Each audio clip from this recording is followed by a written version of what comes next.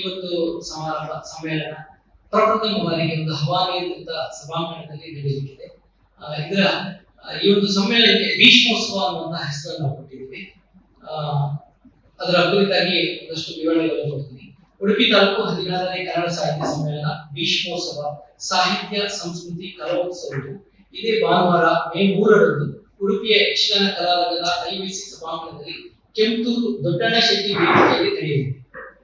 Doctor Bhaskarananda Kumar ಅವರ ಸಭಾಧ್ಯಕ್ಷತೆಯಲ್ಲಿ ನಡೆಯುವ ಈ ಸಮ್ಮೇಳನವು ಬೆಳಗ್ಗೆ 8:30ಕ್ಕೆ ಮೆರವಣಿಗೆಯೊಂದಿಗೆ ಪ್ರಾರಂಭವಾಗುತ್ತದೆ. ನಂತರ ಧ್ವಜಾರೋಹಣ, ಸಾಹಿತಿ ರಾಮದಾಸ್ ನೆನಪಿನ ಪುಸ್ತಕ ಮಳಿಗೆ, ಗಮಕ ಸೌರಭ, ಚಿತ್ರಕಲಾವಿದರಾದ ಅಷ್ಟಮೋಹನ್ ಹಾಗೂ ಜನಾರ್ದನ ಪಡೆದು ಸಂಪಾದಿತ ಚಿತ್ರಮಯ ಉಡುಪಿ ಉದ್ಘಾಟನೆ, ನಿತ್ಯಾನಂದ ನಾಯಕ್ ಅವರ ಮುರಲ್ ಕಲಾಕೃತಿಗಳ ಪ್ರದರ್ಶನದ ಉದ್ಘಾಟನೆ ಪ್ರಾರಂಭದಲ್ಲಿ ನಡೆಯಲಿದೆ.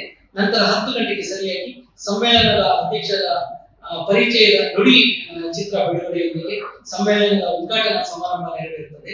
ಸಮ್ಮೇಳನದ ಉದ್ಘಾಟನೆಯನ್ನು ಆಳ್ವಾಸ್ ಶಿಕ್ಷಣ ಸಂಸ್ಥೆಯ ಅಧ್ಯಕ್ಷರಾಗಿರ್ತಕ್ಕಂಥ ಡಾಕ್ಟರ್ ಮೋಹನ್ ಆಳ್ವಾ ಅವರು ನಡೆಸಲಿದ್ದು ಗಣ್ಯರು ಇದರಲ್ಲಿ ಭಾಗವಹಿಸಲಿದ್ದಾರೆ.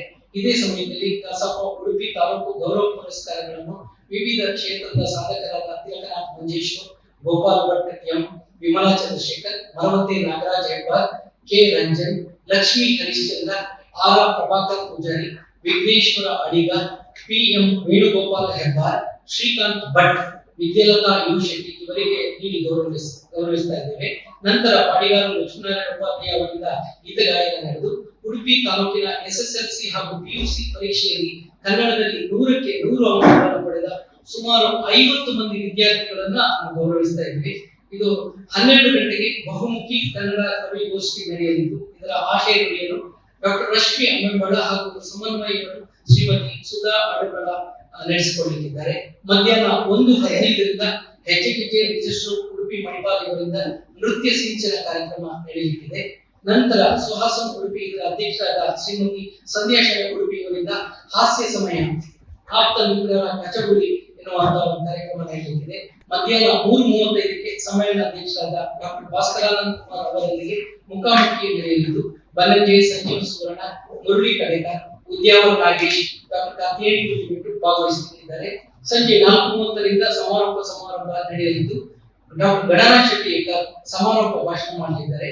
ಇದೇ ಸಂದರ್ಭದಲ್ಲಿ ವಿವಿಧ ಕ್ಷೇತ್ರಗಳಲ್ಲಿ ಸಾಧನೆ ಮಾಡಿದ 23 ಮಂದಿ ಗಣ್ಯರನ್ನು ಮತ್ತು 5 ಸಂಘ ಸಂಸ್ಥೆಗಳನ್ನು ಗುರುತಿಸಿ ಗೌರವಿಸಲಾಗುವುದು. ಅದರಲ್ಲಿ ಪತ್ರಕರ್ತರಾಗಿರ್ತಕ್ಕಂಥ ರಹೀಂ ಗುಜ್ರಿ ಅವರನ್ನು ನಾವು ಈ ಸಂದರ್ಭದಲ್ಲಿ ಗೌರವಿಸ್ತಾ ಇದ್ದೇವೆ.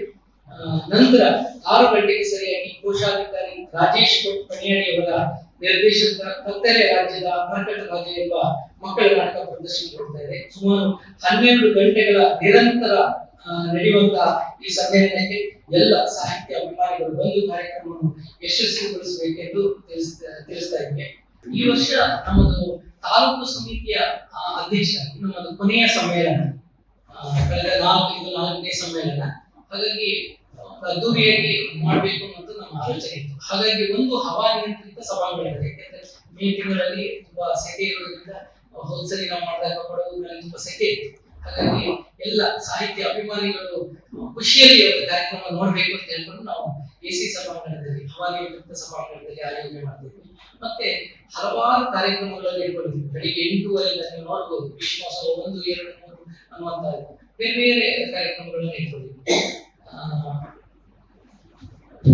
ಅದು ಬಹುಮುಖ ಕವಿಗೋಷ್ಠಿ ಅನ್ನುವಂತಹ ಒಂದು ವಿಶೇಷವಾದಂತಹ ಕನ್ನಡ ಬೇರೆ ಬೇರೆ ಕನ್ನಡದಲ್ಲಿ ಕವಿತೆಗಳನ್ನು ಬರೀತಾರೆ. ಹಾಗಾಗಿ